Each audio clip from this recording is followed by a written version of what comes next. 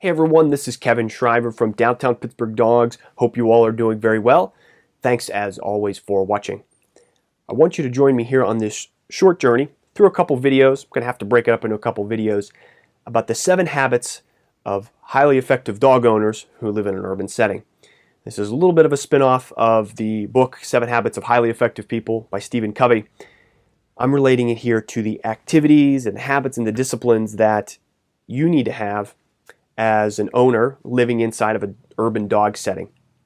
I want you to understand that these 7 habits are not all-inclusive, but these are the most important habits that you need to understand and you need to have in order to have a happy life with your dog inside of an urban setting, but also a safe experience as well. It's one thing to just have a dog inside of an urban setting. It's another thing to live safely, interact safely with yourself, making sure you are safe, but also your dog is safe, but also the individuals who live around you are safe as well. So I'm going to go through a couple of these habits here. I'm going to probably break this up into a couple videos.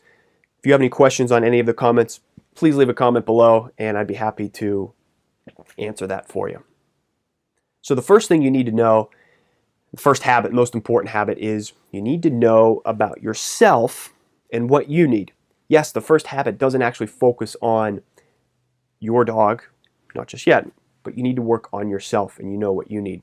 The reason I say that is you need to understand your physical abilities as well as your limitations, your mental, your emotional side of your mind, how it works. How do you interact with yourself? How do you deal with the ups and downs that inevitably happen? You also need to understand how you interact with your relationships, both at your work and in your personal life, as well as the relationships of everybody inside of your household. The reason this is important is because all of these pieces connect yourself, and then that releases all of these pieces and how they intertwine, then release themselves into the world based on your energy level. And your energy is what is most important with any dog.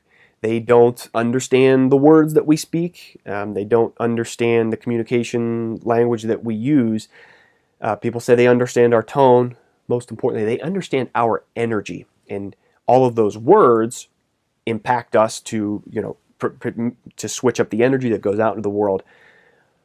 But you need to understand that energy is most important. So how you present yourself, how you walk into a room, it's very important, because if you are if you're very susceptible to the ups and downs of external forces, or your energy ebbs and flows, depending on the dog that you have, that's going to be a challenge. That's going to be a challenge for you in living in an urban setting.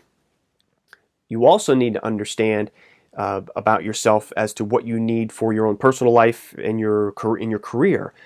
So for example, if you need to exercise, if you need to work on your personal relationships, if you need to spend a lot of hours working on a career that's important to you, that's going to determine what is going to it's going to affect your dog. So you need to understand yourself and what's required of your life. For example, if you have a dog that requires you to take care of it 24 hours a day and you can't leave it alone, that's a little bit limiting for a lot of people. So you need to know about yourself to say, hey, I need to go exercise, I need to go to work. That's going to determine what you are bringing to the table for working with your dog.